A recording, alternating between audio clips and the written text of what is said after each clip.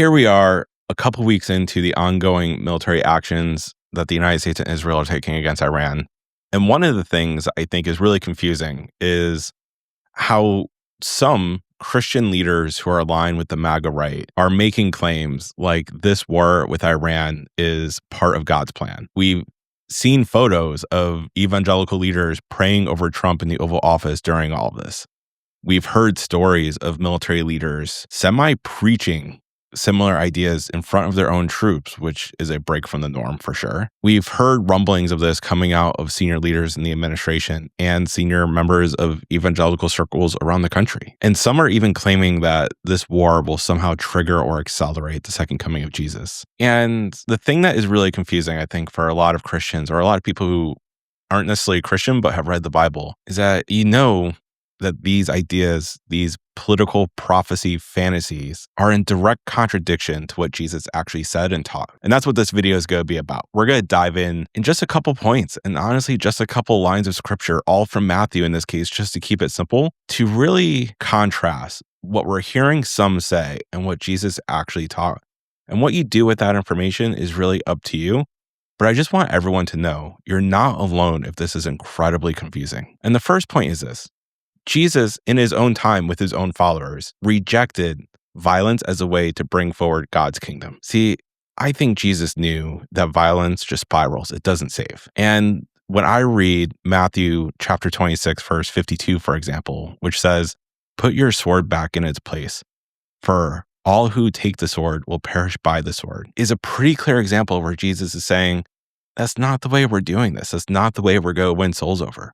And anyone who says that we need to use war as a way to spread religion is just contradicting what Jesus actually taught his own followers. The second point is Jesus over and over again called his followers to be known for being peacemakers, not to be diving into prophecy-driven conflict. Jesus really defined his followers by their love and their ability to actually provide for the needs of others.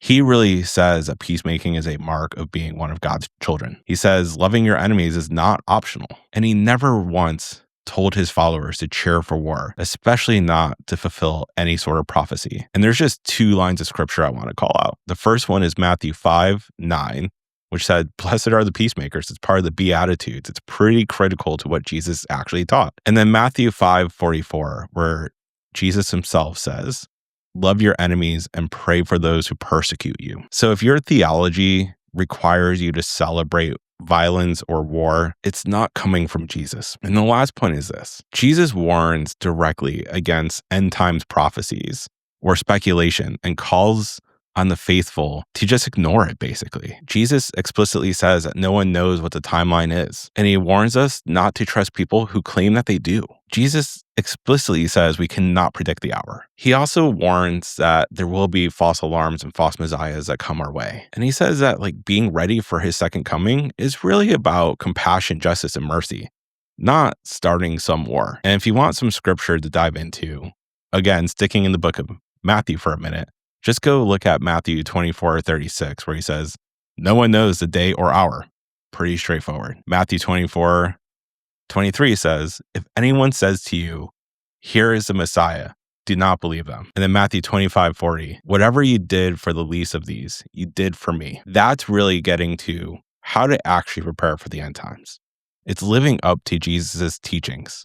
Not trying to predict it, not trying to accelerate it, and certainly not trying to bring around war to do something that Jesus taught against. Jesus really ties readiness to just love, not conflict in the Middle East. And so in short, Jesus doesn't need a war to return in the first place. He needs his followers, all of us, to live what he taught, to love one another, to show kindness, to show compassion, to show humility, to actually help bring around peace. Trust Jesus with the future and whatever it brings. And let's stop turning to pundits and politicians.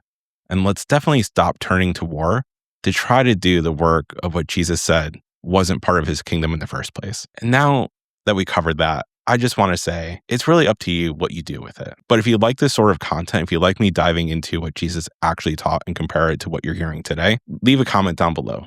Let me know. I'm happy to dive into it more. Thank you. If you haven't yet, please click like on this video, drop a comment below, and click that subscribe button. It'll help the YouTube algorithm make sure that these videos are getting into your feed. Thank you.